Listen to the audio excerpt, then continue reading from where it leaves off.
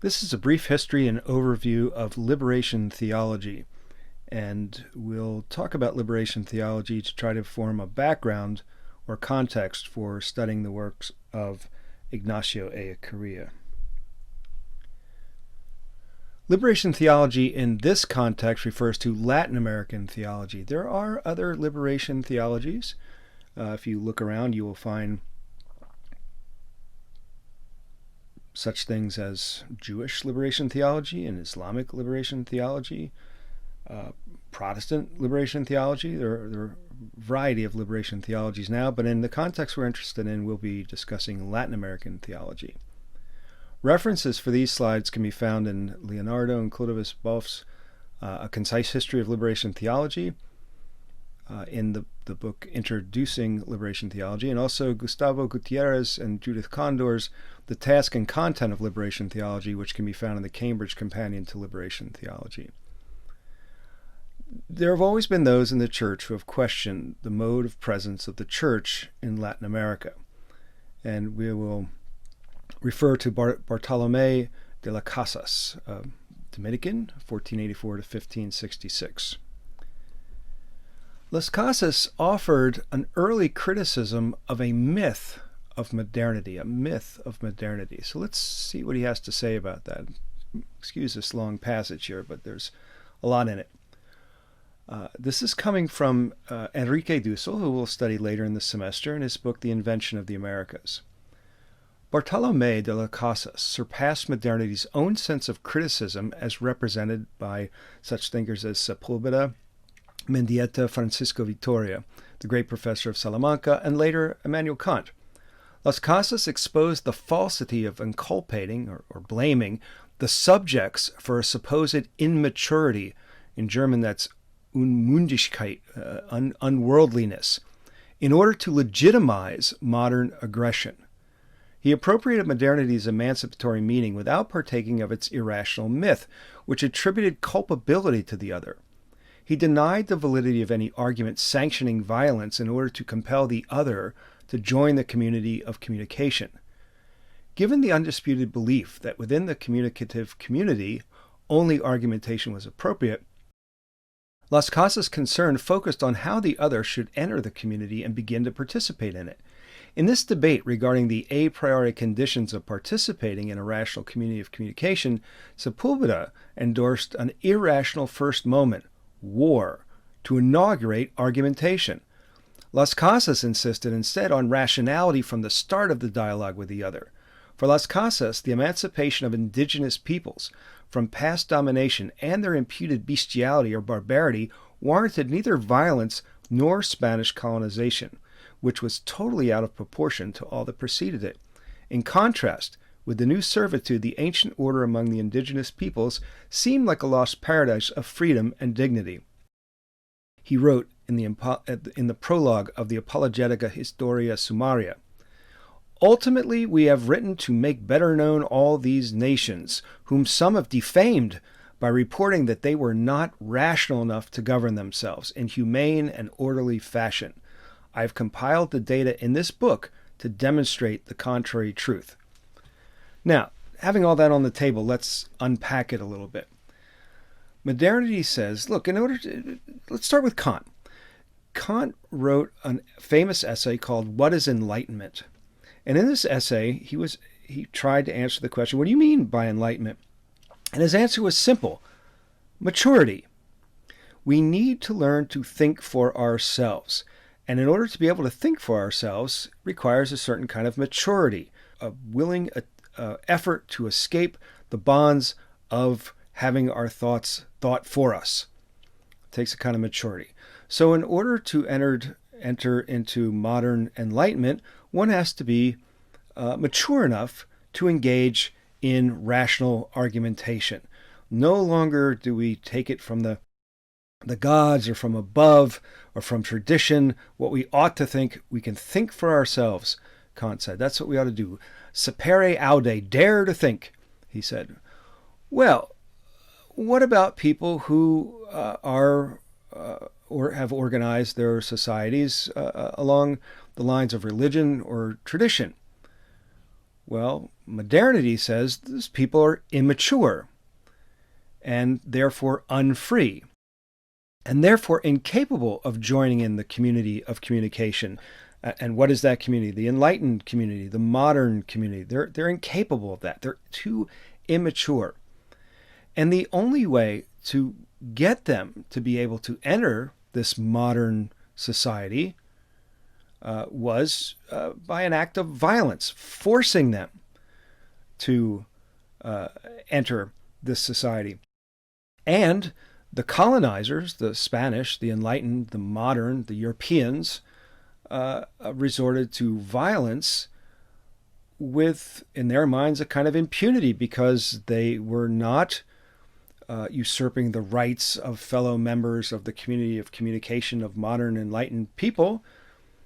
They were just forcing these really subhuman, not fully human yet beings, forcing them to join this community. So thinkers like Sepulveda, who Dussel is talking about here mainly, said, well, you start modernity for these immature people by force, by violence. And Bartolomé de las Casas said that's all wrong. That these are no less human than anybody else. Just because their ideology or worldview is different doesn't mean they're any less human. And that there was a fundamental flaw, an injustice to say, well, rational community is based on argumentation and discussion and discourse, and yet undermining that very principle by acts of war and violence and domination and repression and oppression, and even slavery. So there were debates, in other words, about whether the people that the Europeans found when they arrived in the Western Hemisphere were fully human, were really human. And if they were not really or fully human, they did not deserve to be treated the same as those who were fully human, in other words, the Europeans. The history of the engagement between Europe and the Western Hemisphere begins with this violent injustice, and the effects of which are felt even to today. Liberation theology, what is it? Well, it's according to the brothers Leonardo and Clodovis Boff, is a Christian ideal of history, linked to popular action, urging personal engagement in the world, backed up by studies of social sciences, illustrating universal principles of Christianity. So you got a lot in there. There's an ideal here. History has an ideal. It's headed somewhere. It has a telos, a goal. And that goal is achieved by popular action, meaning action by the people, by the majority, by the masses. That includes and demands personal engagement in the world, and this understanding of the world and the kind of engagement that's called for is backed up by science, social sciences, studies that show how things really are. And this movement really is understood or understands itself as illustrating the universal, enduring, timeless principles of Christianity. It's not a new thing. It's Christianity as it's meant to be, according to the proponents of liberation theology. According to Gutiérrez, it's a proclamation of God, of the God of life, in a reality characterized by the premature and unjust death of many people. Liberation theology wants to fight against death. Exactly what Ellacuría told us in his work on liberation. Salvation history is salvation in history, Ellacuría says. There's a large swath of the Christian tradition that says that, well, this is a vale of tears, and salvation will come if it comes after the end of history, after or beyond this world, in the great by and by. And Ellacuría says that is an unbiblical understanding of what salvation is. Salvation is embodied, it's enfleshed, it's made flesh and embodied and manifested in the history of the people. A key principle of liberation theology is one you hear again and again, the preferential option for the poor. This is a theoretical standpoint. Remember, our word theoretical or theory comes from the Greek word theoria, that you can meet in Aristotle. It means to be able to see things as they really are. The preferential option for the poor that's adopted by liberation theology is meant to give us a standpoint, a place that we can stand to see reality, to see what's really going on. And we'll have to talk about that. Why is that standpoint the standpoint or the best standpoint for being able to really see what's actually going on? Why the point of view of the poor? Why not the rich? Why? That's something that liberation theology and philosophy of liberation needs to answer. It understands and brings to light, in many ways for the very first time, this idea of sin as not only personal and individual, but also structural and impersonal. That sin shows up in the world in ways that take on a life of their own in institutions and cultural practices and structures that have the effects of sin, but no specific individual as such, as that individual is personally responsible for it in the same way that, for instance, my own personal sins are my own personal responsibility. It has roots, liberation theology, in the 1950s and 60s with the rise of populist nationalist governments, benefit to middle class and urban proletariat, but tough on the peasantry. There were these uprisings that started to make some progress for the people, but the urban proletariat, what does that mean? It's the people who worked in cities, in factories and businesses. And it was a movement that made some progress there, but was tough in Latin America on the peasants, on the farm or the landed people. The capitalist relation of dependence of Latin American countries on rich North American countries like the U.S. and Europe was considered to be a cause of underdevelopment. The argument had been by the rich countries, we have to come into Latin America because when we bring the businesses there, then that will help with development. But maybe ironically, or maybe obviously, developing that dependence of those countries on foreign powers actually resulted in underdevelopment, not bringing development along as quickly as was promised. The reaction against this led to military dictatorships to crack down on dissent and to secure capital. Once capital moved in with the promises of development, and that didn't happen, and there was a backlash against that resistance, that led to popular reactions, and societies are organized, as we'll learn in more detail later in the course, according to the economic practices of that society, and governments that are there to in effect, support and defend those economic relationships. Well, the unrest made foreign capital nervous. The dependency was already there. We couldn't afford to have them leave, so to speak. So the rulers of the Latin American countries, those dictators, brought in the military to crush the dissent as quickly as possible. The Cuban Revolution inspired hope in anti-capitalists. Again, capitalism being understood as an economic structure that was resulting in the impoverishment of the great masses of people. It made the few wealthy. There's no question about that. But not everybody was benefiting from the great wealth that capital can generate. And the Cuban Revolution was an example of an uprising that was successful, and so a lot of people looked to Castro in Cuba, rightly or wrongly, for some inspiration. The 1960s was a time of worldwide revolution. The Vietnam War was at the height of its effects on the world, not just for Vietnam and the U.S., but for all the world. Took a keen interest in that terrible situation. The civil rights movement in the United States was in full force, but really, the 60s was a time where it came in many ways very close to worldwide revolution away from capitalist practices. That fervor, of course, obviously has subsided, but it was a part of what was going on in the world that was influential in liberation theology. There were also ecclesial roots to liberation theology. Vatican II was also happening at this same time, and Vatican II greatly increased the influence of lay people in the church.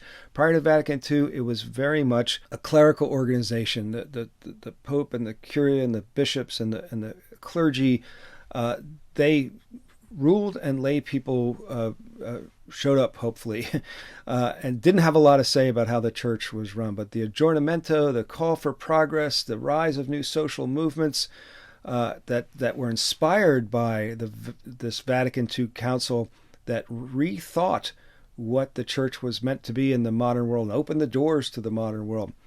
And in Latin America, we saw the beginnings of what we call these base ecclesial communities, where there might not have been a priest anywhere around, but people were starting to join together as an ecclesia, as a gathering, as a community, and studying the Bible for themselves and seeing how biblical stories could be mapped on to their own real-world experience, not what people were telling them the meanings of these texts were, but trying to find them for themselves. Sociology was on the rise at this period of time too, as a science, a relatively new science in the history of things, and the study of society in a structured, methodical way was helping to show what was really going on in the world, and not all of what was going on was very pretty or just. Poverty and this idea of periphery, which we'll talk a lot about when we talk about Dussel, become main issues, questions of the relationship between third and first worlds, an attempt to move from dependence and development all the way to liberation. So this graphic here, reading from bottom to top, shows a kind of a progress of how this was thought about.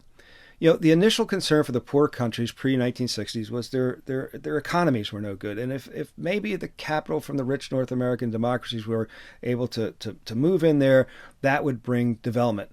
But what it caused, as we said, was a kind of dependence.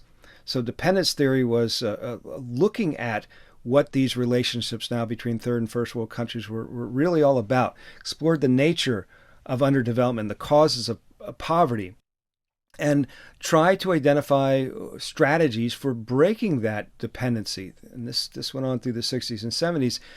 And that led to a critique of dependence theory. Somebody said, well, that's too narrow. It's too economic. It's only about the economy. There are other factors in life, what we today might call intersectionality. There was an excessive emphasis on the external factors of underdevelopment. It's all the rich North American democracies. So theology of liberation is an expansion. If this drawing was like a graphic, it would be like a cone. The point of the cone would be at developmentalism, and it would just be broadening upwards to where theology of liberation comes in, of just trying to have a wider, richer view of reality, and the especially the reality for the poor and the oppressed. According to Gutiérrez, there were certain conditions that gave rise to liberation theology: the growth of popular movements, an intensification of struggle for justice, and increasing expectations. The more you see, the more you want, the more your expectations grow. Emergence of new social and political kinds of organizations, nonprofits and global NGOs, and other kinds of organizations were instrumental in the rise of liberation theology. A greater awareness of personal dignity. The poor, the proletariat, even in economism, tended to think of people as cogs in a machine. The church, in many ways, because it was so clerical, it didn't think much of as much as it could have of the personal dignity of each member of the body of Christ. A greater awareness was arising about this. The rights of the old indigenous peoples of various places around the world were starting to be respected, instead of just saying, "Oh, well, that was we modern rationalists, enlightened people have a right to have our will imposed upon those who are less mature, and the fact that they've been here all this time is really irrelevant. to the forces of modern progress. And many efforts at meaningful social reforms were being attempted. And to be honest, there was a lot of guerrilla violence that was starting to take rise. Liberation theology has been accused of supporting guerrilla violence, but you could also see it as arising out of an increase of violent reaction to violent oppression, and how to cope with it, how to think about it. As Gutiérrez puts it, the poor start to see themselves as subject of their own history, subject of their own story, able to take their destiny in their own hands. It's the beginning of what Kant called enlightenment, isn't it? Daring to think for themselves, but not necessarily according to the way modernity said to think, but truly for themselves. There were a number of figures whose names are associated. I'm just telling you these to familiarize yourself if you want to dig a little more deeply into these things. Jacques Maritain, a French lay Catholic thinker, and his idea of integral humanism. Emmanuel Mounier, another French thinker, and his idea of personalism. Both of those were of influence on Pope John Paul, who was the Pope during the rise of liberation theology. So very influential on him as well as on liberation theology. Teilhard de Chardin, the idea of progressive evolutionism, that the cosmos is heading towards what he referred to as a cosmic Christ, when all will be one and all. Henri de Lubac, who talked about the social dimensions of Catholic dogma, another French thinker, and Yves Congar, who wrote a giant-sized book on the theology of the lay people. There's always the mention of lay people, those who are not clerics, but who are they? No one ever really thought about it. And Congar, in his theology, said, well, we need to think about these people. This is the vast majority of the body of Christ. Who are they?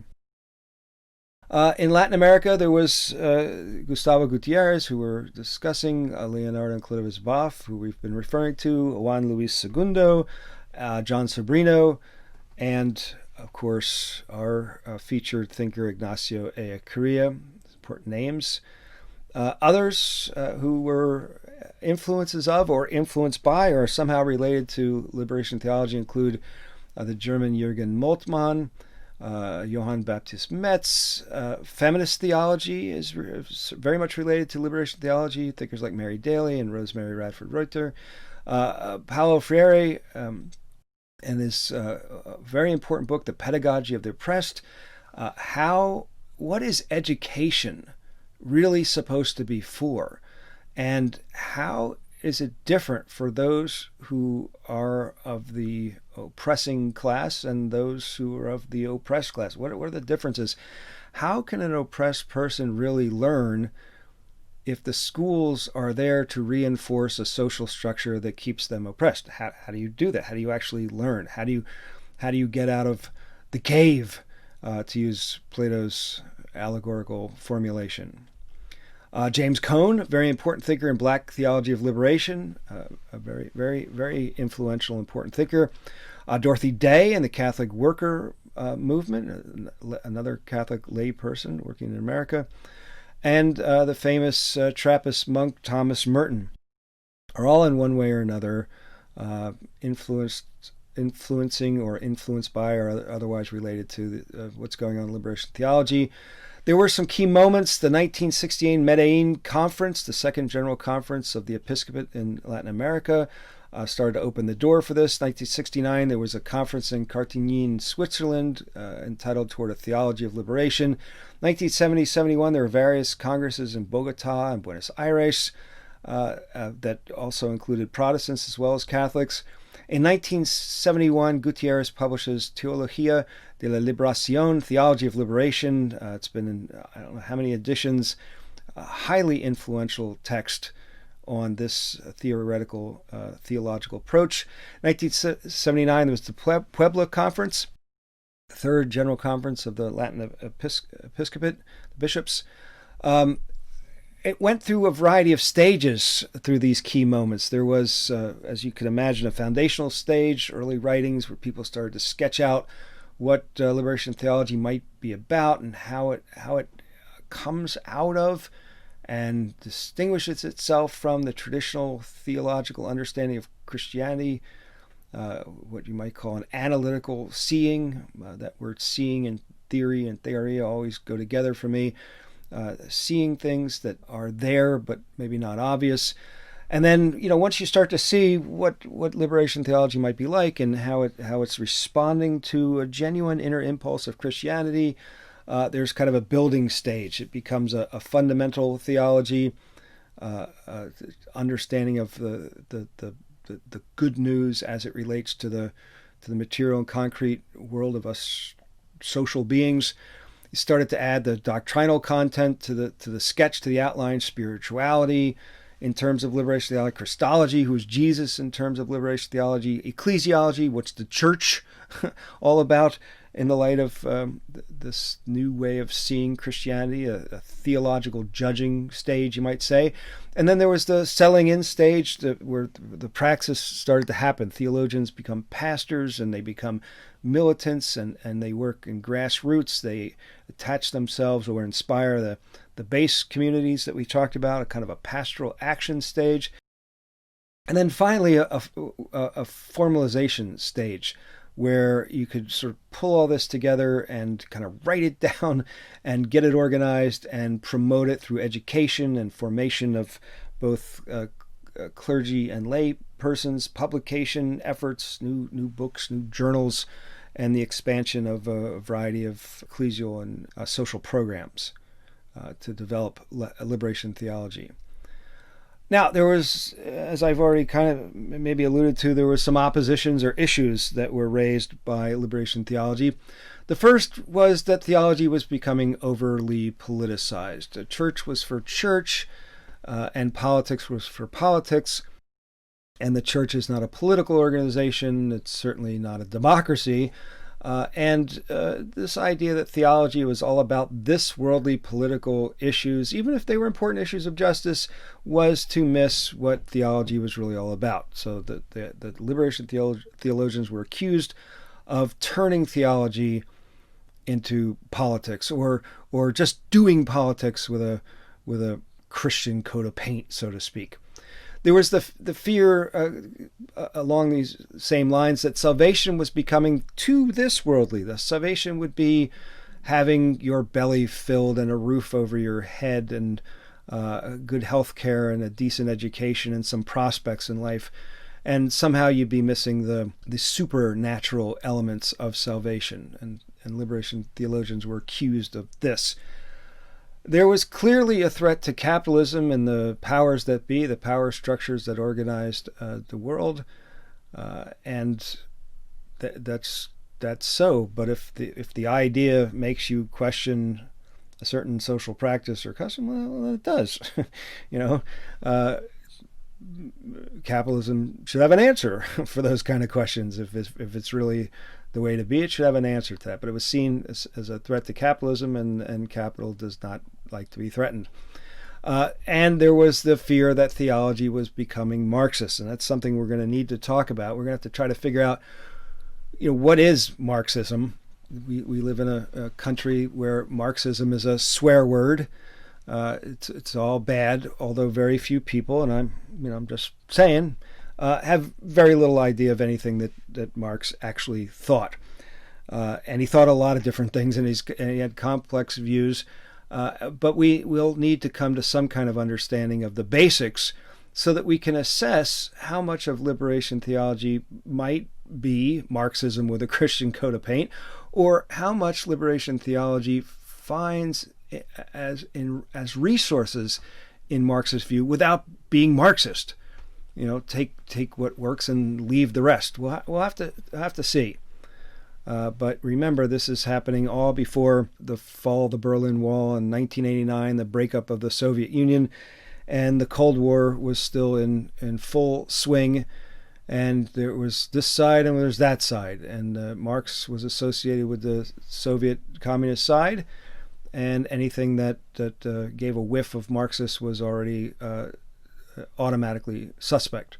Cardinal Ratzinger, who became Pope Benedict XVI, was once in charge of the Congregation for the Doctrine of the Faith, People can't resist, so I guess I'm not resisting telling you that the Congregation for the Doctrine of the Faith, a Vatican congregation, a Vatican office department, was once called the Inquisition. That's a big scare to scare you. But there's an entity in the Vatican, in the Church, that whose job it is to try to bring as much clarity as possible to what is the teaching of the Church. Now, it's happening again from a top-down approach. The center is the Vatican, and it radiates out. It dispenses or disseminates this clear and statement of what Christian theology, Catholic theology, really is. And so it was Cardinal Ratzinger's job to defend the teaching of the Church as he understood them, and he saw that there were some aspects of liberation theology that he thought were at odds with the teaching of the Church, and so it was his job to say that. And as we'll see, Ellacuría took very seriously the criticisms that Cardinal Ratzinger outlined, and tried to address them. But this was an important document, a critical document about liberation theology. The main concerns of liberation theology then are the poor, the oppressed, the subjugated people, the exploited classes, the despised races, the marginalized cultures, and discrimination against women. All will fall under the labels of the other, with a capital O, or the periphery, or the outside, or that which is meon, that which is non-being. And when we get to Enrique Dussel, I think he will clarify this way of understanding things so that we could assess these views. And most importantly, there is a reaffirmation of life as the prime human right. Liberation theology sees itself as pro-life. Life in all of its facets, not simply life in the womb, but life from the beginning through till the very end. A reaffirmation of life as a prime human right, and social practices that do not affirm life as the prime human right, that take that human life in a cavalier manner, is a target of liberation theology. Liberation theology recognizes, quote, the idolatrous character of profit propagated by a savage capitalism that crushes the dignity of human beings underfoot, turning them into the victims of a cruel and sacrilegious cult. That's a pretty challenging statement right there. I want to say a couple things about that. First, what we're doing here is trying to understand the core teachings of liberation theology. Liberation theology, like any important path of thought, it has its complexity, it has its nuance, its internal debates. Not all these people saw everything exactly the same way. No one was traveling in lockstep with each other. But we're trying to understand the basics. And we're trying to understand the basics so that we can be critical. What I mean by that is so that we can assess what we're hearing and decide for ourselves what we make of it. Just because a famous philosopher teaches something doesn't make it right. You've probably heard me say that a million times now. We need to understand what someone is saying for all the reasons that John Stuart Mill would say that we should. Maybe you studied John Stuart Mill in your Moral Foundations course. But Mill would say, it's natural for human beings to, sort of triangulate on the truth. We go through some ideas, we recognize some, alternatives are not workable or not right, and we kind of start to zero in on the truth, and we start to have more and more consensus. He says, but even if we were to reach full consensus, and we all sort of agreed the same, he said it would be in our best interest to appoint somebody to play a kind of a devil's advocate for the opposite views. Why? To keep our understanding alive and fresh about why we've come to those views, and don't just believe those views because our parents came to those views. We need to know the truth for ourselves. We need to internalize the truth. And I think that's what we're trying to do here. We want to try to figure out what they're saying. All right, what are they saying? In part, that there is the key sin is idolatry. What is that? That's taking for God that which is not God. That's a simple definition of idolatry. And profit, if that is the main thing, if that's the be-all and end-all of a particular economic system, then that is considered by the liberation theologians as a kind of idolatry. It's putting before God and everything that means something else, putting something in the place of God. And that makes capitalism wild, savage, sauvage in French means wild, unconstrained. It just crushes the dignity of human beings and societies and cultures and practices and traditions, and churns them up and spits them out in order to get to profit. If that is the idol. And to defend that at all costs then would be a kind of a sacrilegious cult. You belong to a group that worships a false god. That's the way liberation theology would say it. Now, is all that to say, and we have much to discuss, is all that to say that profit itself is bad, or that capital itself is bad, or that economy itself is unimportant? No and no and no. The question is about prioritizations. That's where the question is going to come in. The other question that comes in, though, and we always have to ask this, is do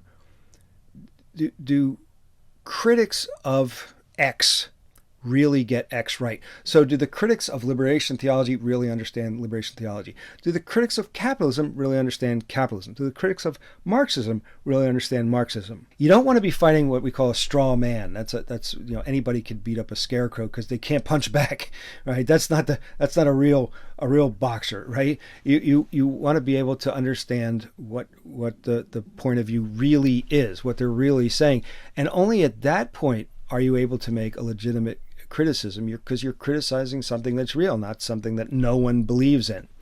So I think what we want to do as thinkers is make sure at every chance we get to really understand what each thinker or school of thought is proposing, so we could take a real critical approach and assess what it is that we're learning and see what we think is acceptable and what we don't.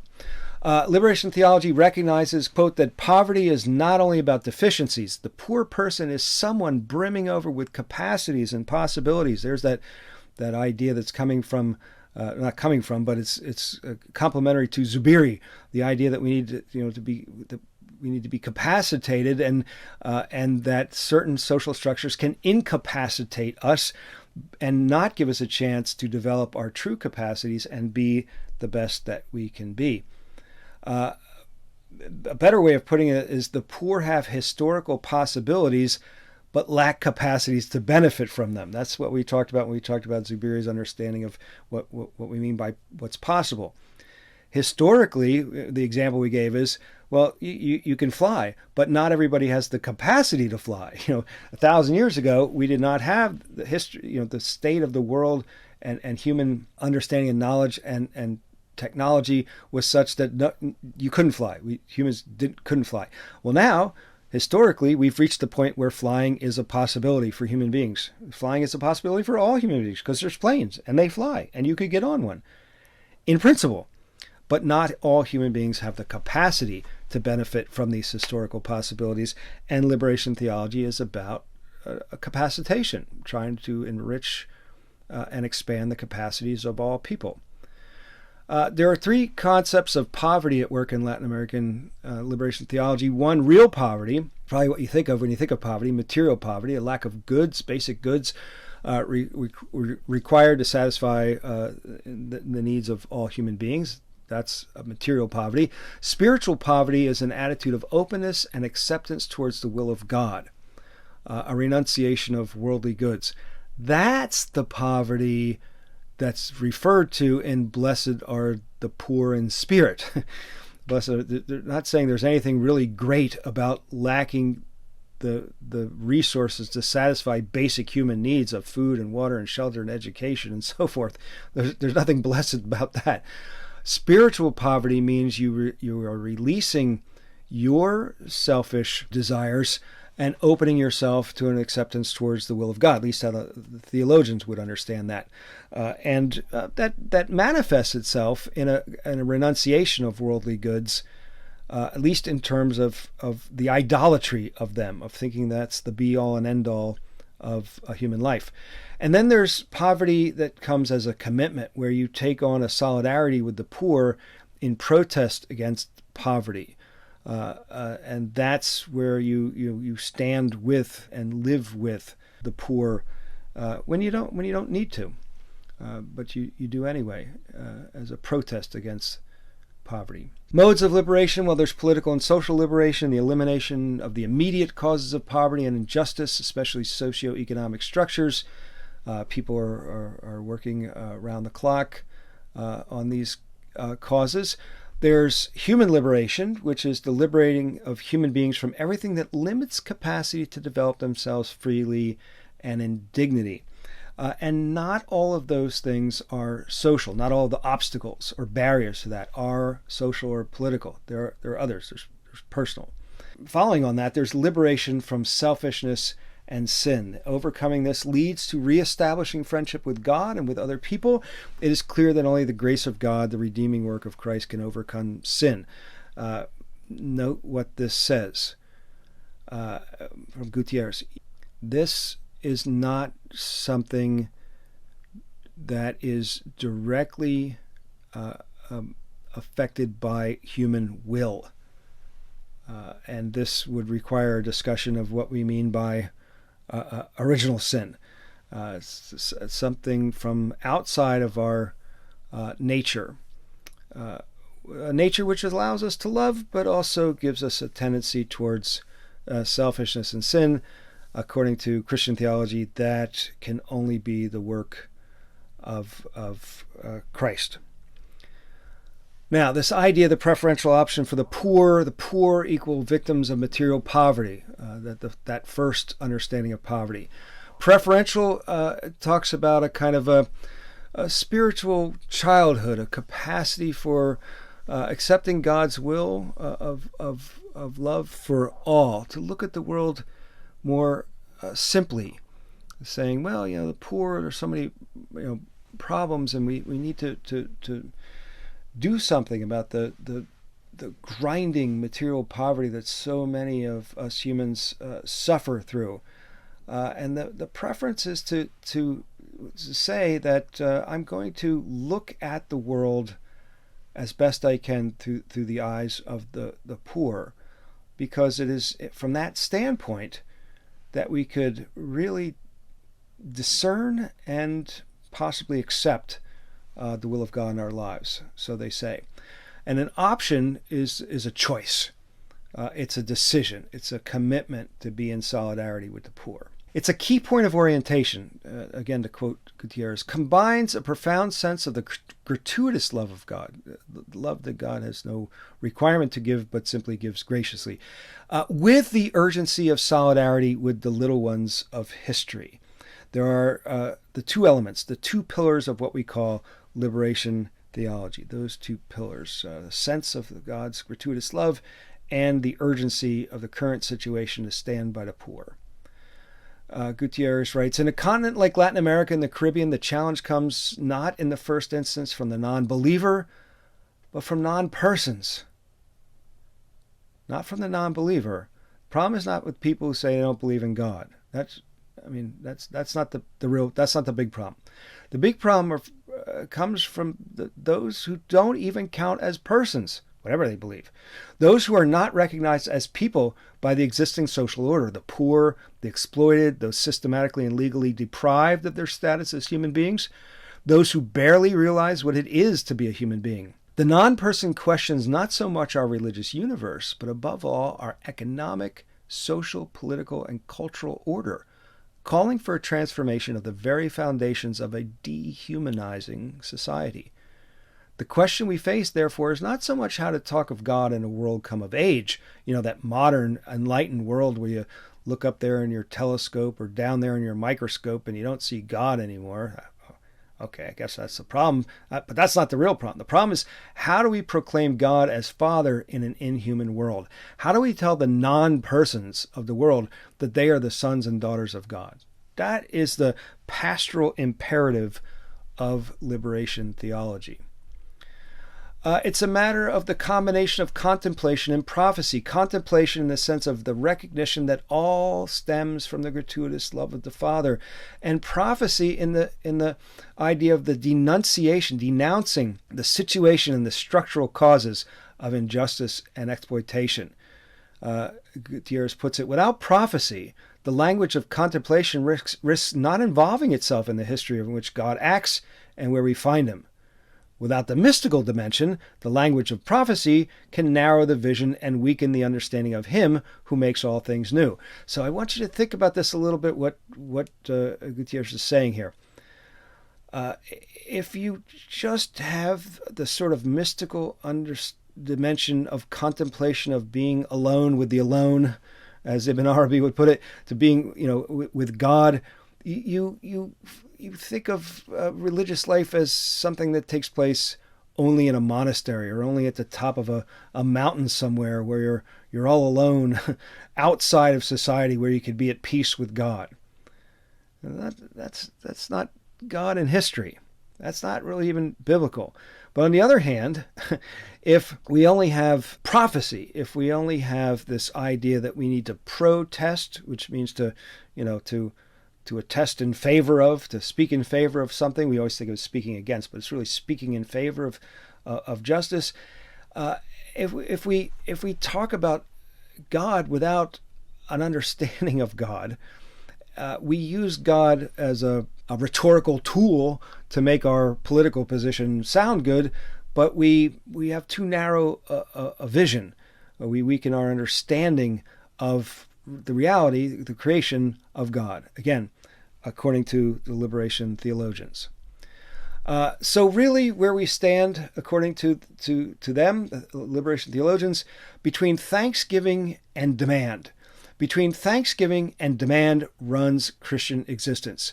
You're stuck in the middle here, according to liberation theology, as a Christian.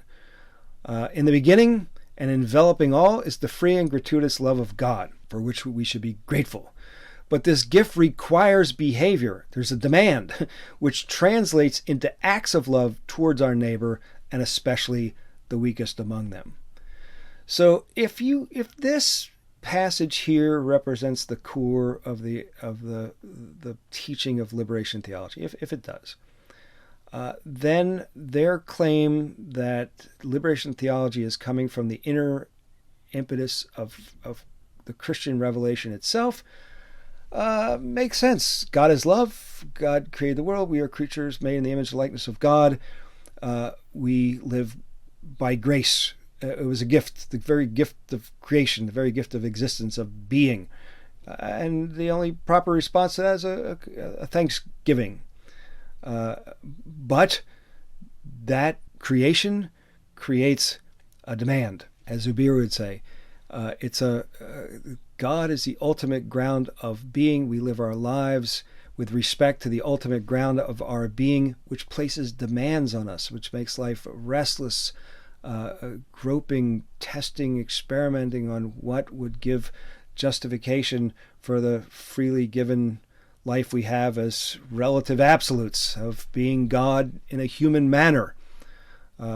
That's the only appropriate appreciation that can be shown for creation, to live a real human life. And liberation theology is trying to say that. Now, this is not what we've talked about here. We've come to the end. What we've talked about here is not only the ideas of Ignacio Ellacuría, but this is a high-level overview of the names and key ideas of people associated with this complex set of theological ideas and practices called Latin American liberation theology. It's something that informs the work of Ellacuría just as much as the philosophical tradition, and particularly the metaphysical views of Javier Zubiri informs Ellacuría. And it's part of the situation. It's part of what's actually going on, out of which thinkers do their thinking. So Eakria was thinking out of a social, political, historical situation where there was liberation theology and these ideas. Enrique Dusso is thinking and working in a situation where liberation theology is a thing. It's going on, and it's part of what needs to be thought through. So we do need to have this at least little bit, inadequate, but a little bit of introduction to the ideas of liberation theology.